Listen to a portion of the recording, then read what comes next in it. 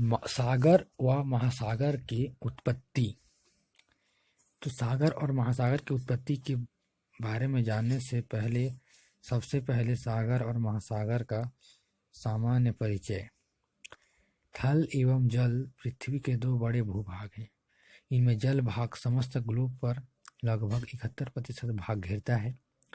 जल व थल के वितरण का अनुपात 1:2.43 है। पृथ्वी पर जल महासागरों, समुद्रों, झीलों, नदियों आदि रूप में मिलता है। समुद्री जल का अधिकांश भाग दक्षिणी गोलार्ध में मिलता है। जल की अधिकता के कारण दक्षिणी गोलार्ध को जल गोलार्ध की संज्ञा भी दी गई है। तो महासागर और सागरों की उत्पत्ति के बारे में विभिन्न सिद्धांत हैं। कई वैज्ञानिकों ने अपने अपने अनुसार इसकी उत्पत्ति के बारे में बताया है। ग्लोब जल थल के वितरण को ध्यान में रखते हुए लोथियन ग्रीन ने अपना चतुष्फलकीय सिद्धांत प्रतिपादित किया है। दूसरे वैज्ञानिक केल्विन ने वायव्य कुंडलाकार निहारिका सिद्धांत प्रतिपादित किया है और वैगनर ने महाद्वीपीय विस्थापन सिद्धांत प्रतिपादित किया है और होम्स ने संवाहित तरंग सिद्धांत प्रतिपादित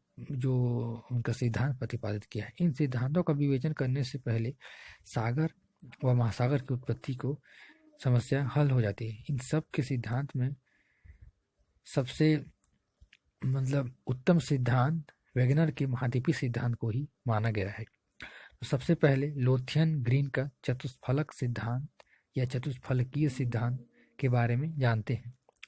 लोथियन ग्रीन महोदय ने 1875 ईस्वी में अपना चतुष्फलक सिद्धांत प्रस्तुत किया था। यह परिकल्पना कुछ अपवादों और अशुद्धियों को छोड़कर अधिकांश रूप में सागरों तथा स्थलीय भागों के वर्तमान वितरण तथा उनकी उत्पत्ति के विषय में सही विवरण प्रस्तुत करती है।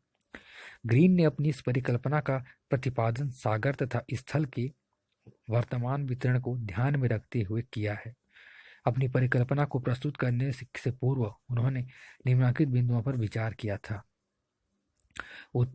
उत्तरी गोलार्ध में स्थल तथा दक्षिणी गोलार्ध में जल की अधिकता, स्थल तथा जल का त्रिभुज के रूप में पाया जाना। तीसरा है उत्तरी गोलार्ध में उत्तरी ध्रुव महासागर के चारों ओर स्थल भाग की एक क्रमबद्ध मेखला पाई जाती है और उत्तरी ध्रुव जल से घिरा है। इसके विपरीत दक्षिण ध्रुव के चारों ओर स्थल भाग का विस्तार है। इनके अनुसार मानना है कि उत्तरी गोलार्ध में स्थल भाग तथा दक्षिण गोलार्ध में जल की अधिकता है बोल रहे हैं इनके अनुसार, जिससे कि सागर और महासागर की उत्पत्ति होने के संकेत इनको कहीं न कहीं इनको लगता है। इनके जो विचार है स्थल तथा जल का त्रिभुज के रूप में पाया जाना। इनके अनुसार जल तथा स्थल त्रिभुज के रूप में दिखाई देता है इनको। तीसरा जो इनके सिद्धांत है उत्तरी गोलार्ध में उत्तरी ध्रुव महासागर के चारों ओर स्थल भाग की क्रमबद्ध मेखला पाई जाती है जो उत्तरी ध्रुव से घिरा हुआ है। इसी कारण ये महासागर की उत्पत्ति के सिद्धांत प्रस्तुत किए हैं।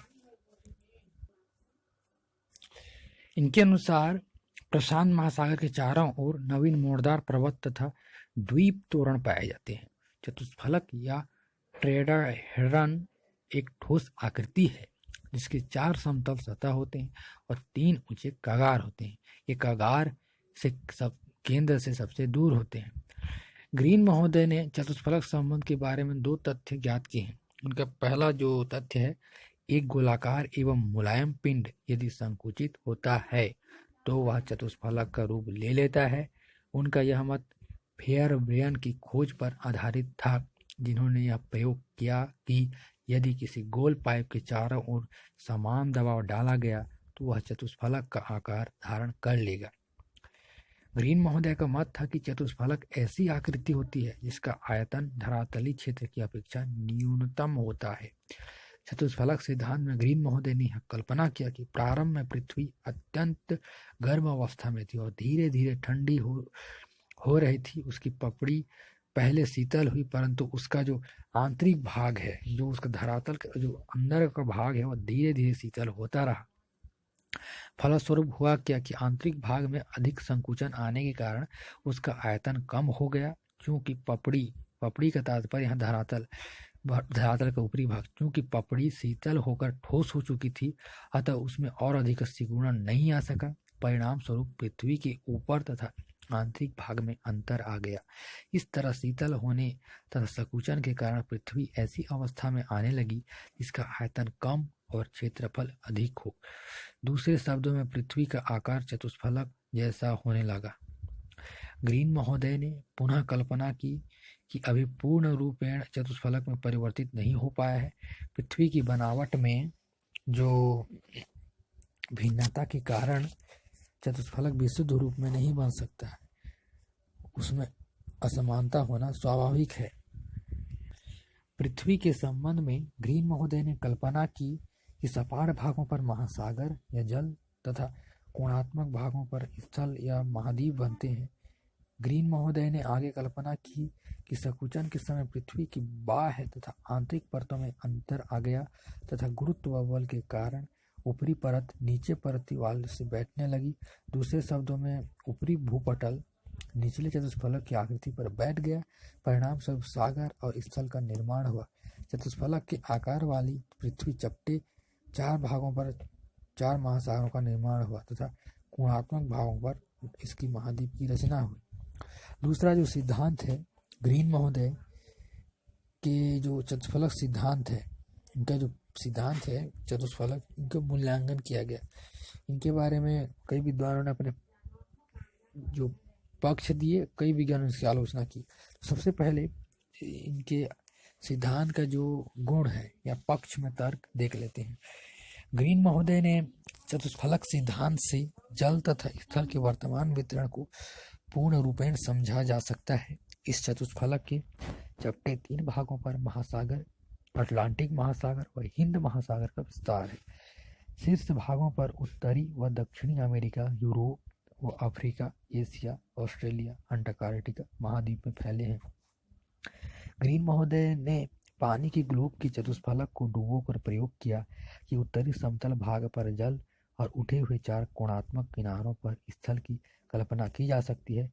इस प्रयोग से 4 त्रिबाहु त्रिभुजों के 4 मिलन बिंदु होंगे। दक्षिणी शीर्ष बिंदु को छोड़कर शीर्ष बिंदु उत्तरी गोलार्ध में पाए जाती हैं। ये 3 प्राचीनतम भूखंडों Laurentia, Canadian shield, Baltic shield, Siberian shield या अंगारा शील्ड को प्रदर्शित करते हैं। दक्षिणी शीर्ष अंटार्कटिका शील्ड या गोंडवाना शील्ड द्वारा प्रदर्शित है। तो इनका जो सिद्धांत था, इनके बारे में बता रहे हैं कि ऐसे ऐसे होता है। मतलब इनके जो पक्ष में जो तर्क देने वाले थे, उनका मानना यही था। चतुष्फलक सिद्धांत से 4 सपाट भागों के सहारे महासागर की स्थिति तथा इसके किनारों के सहारे महाद्वीप का होना जल थल की प्रतिध्रुवीय को प्रमाणित करता है। तो ग्रीन महोदय का जो चतुष्फलक सिद्धांत था, उनकी आलोचना भी बहुत सारी हुई। चतुष्फलक जो सबसे पहले आलोचना हुआ वह इस प्रकार, जो आलोचना नंबर 1, चतुष्फलक सिद्धांत की आलोचना इस आधार पर की जाती है कि वर्तमान में स्थल और जल की स्थिति अधिकतम भाग 80.1% 66 डिग्री उत्तरी अक्षांश के ऊपर है। चतुष्फलक सिद्धांत की आवश्यकता के अनुरूप स्थल भाग 30 अंश उत्तरी अक्षांश के नीचे होने चाहिए, या केवल 43.6% बताया गया आपके सिद्धांत में, इसलिए इसमें त्रुटि दिखाई देती है। दूसरा जो आलोचना है, अनेक विद्वानों ने यह आलोचना की कि परिभ्रमण करती हुई पृथ्वी अपनी कीली पर गोल गोल तो हो सकती है, पर चतुष्फलक के आकार की नहीं हो सकती है।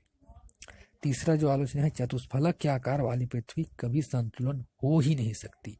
इनका मानना है कि अगर पृथ्वी चतुष्फलक है तो इसका संतुलन कभी नहीं हो सकता है। चौथा जो आलोचना है, इस सिद्धांत से छोटे सागरों और द्वीप तोरण की संरचना का कभी हल ही नहीं मिल सकता। पांचवा जो आलोचना है, इस सिद्धांत से महासागरों के आकार में अंतर आने का कारण स्पष्ट नहीं होता है। छठवां है, अपनी मूलभूत कमियों के कारण यह सिद्धांत आज मान्य नहीं है। तो जैसे कि हमने देखा, ग्रीन महोदय ने चतुष्फलकी सिद्धांत से सागर और महासागर की उत्पत्ति के बारे में उन्होंने अपने सिद्धांत, अपने मत के अनुसार बताया, लेकिन इनका कुछ पक्ष में भी तर्क गया और विपक्ष में भी तर्क गया। इसलिए अपनी ये बहुत सारे मतलब इसमें त्रुटि होने के कारण वर्तमान समय में इनका सिद्धांत अभी मान्य नहीं है। हालांकि जब ये प्रस्तुत किए थे कुछ वर्षों तक इनका सिद्धांत भी चला था, लेकिन वर्तमान में इस सिद्धांत का भी मान्य नहीं है। और दूसरा जो सिद्धांत है जीन्स एवं सोलास की पृथ्वी विरूपण परिकल्पना। जीन्स और सोलास महोदय ने पृथ्वी विरूपण परिकल्पना के माध्यम से सागर और महासागर की उत्पत्ति का दावा किया है। तो इनके सिद्धांत में क्या क्या है, चलिए जानते हैं। महासागरों तथा महाद्वीपों की उत्पत्ति के संबंध में जीन्स तथा सोलास ने यह परिकल्पना की कि पृथ्वी तप्त उष्ण वायव्य से धीरे धीरे ठंडा होकर वर्तमान अवस्था में आया है।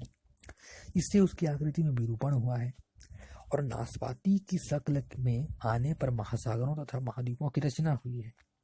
अनुमान लगाया गया कि ठंडी होती हुई पृथ्वी पटल पर निश्चित मोटाई वाली सियाल की परत होनी चाहिए तथा सागर की अपनी समान गहराई में स्थित होनी चाहिए।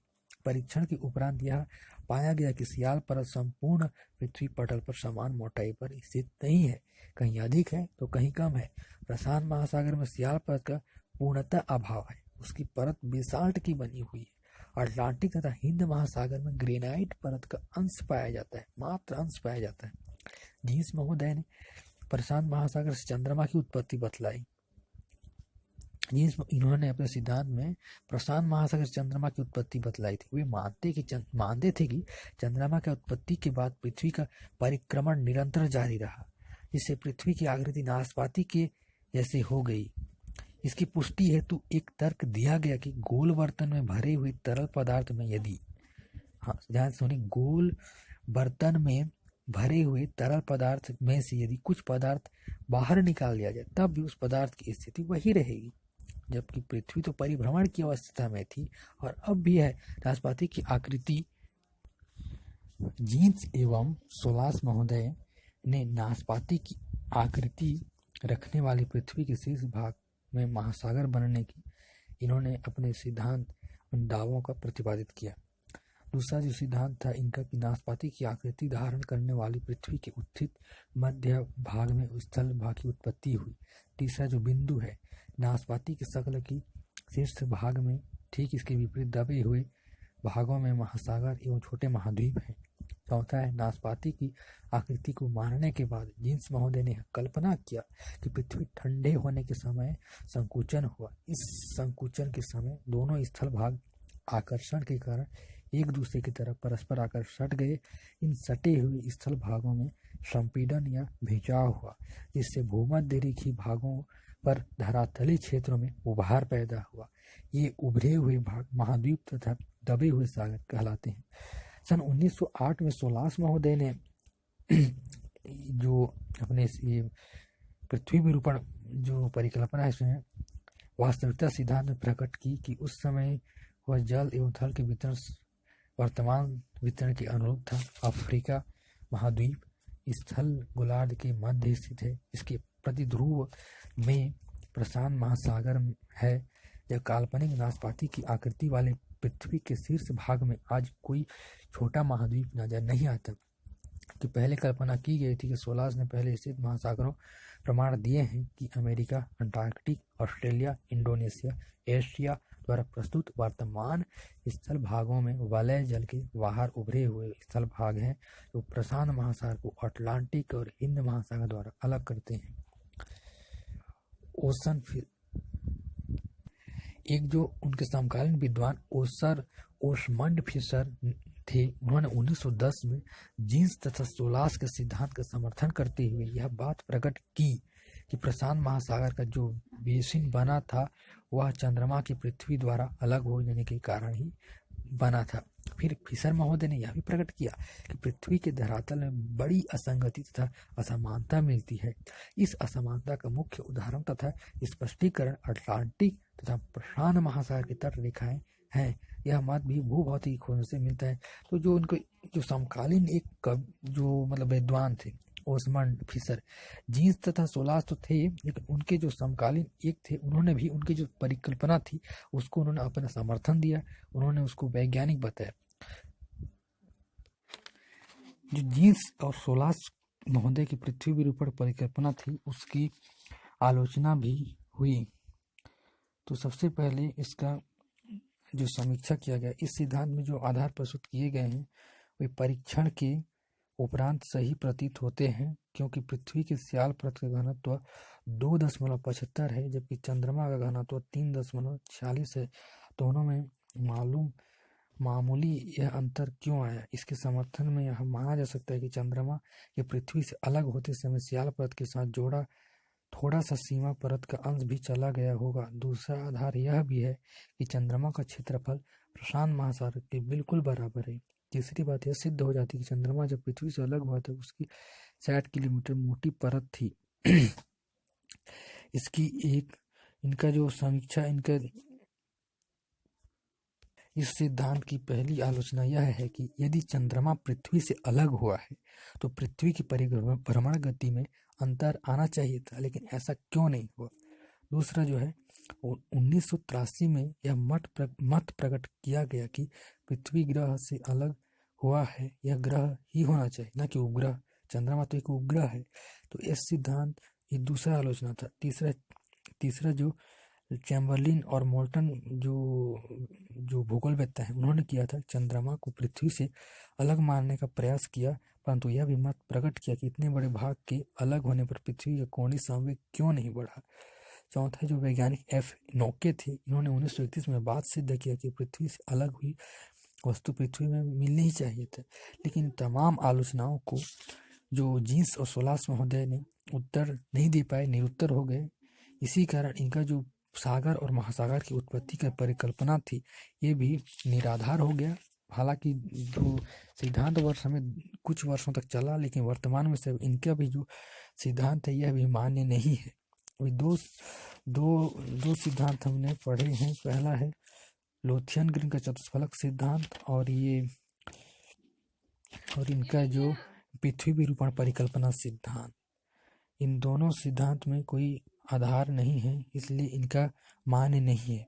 अगले वीडियो में जो तथ्यपूर्ण है, जो वास्तविक से अभी मिल रहे हैं, उनके सिद्धांत को पढ़ेंगे। वेगनर महोदय का महाद्वीपीय विस्थापन सिद्धांत के बारे में अगले वीडियो में जानेंगे, जो वास्तविकता से मिलते जुलते हैं। अभी तक जितने भी पढ़े वह कुछ ही समय तक चला, वह वर्तमान समय में यह सिद्धांत अभी मान्य नहीं है, लेकिन अगले वीडियो में जो वेगनर महोदय का सिद्धांत पढ़ेंगे वह माननीय है तथा और वो वास्तविकता से जुड़ा हुआ है। धन्यवाद। सागर व महासागर की उत्पत्ति। तो सागर और महासागर की उत्पत्ति के बारे में जानने से पहले सबसे पहले सागर और महासागर का सामान्य परिचय। थल एवं जल पृथ्वी के दो बड़े भूभाग हैं। इनमें जल भाग समस्त ग्लोब पर लगभग 71%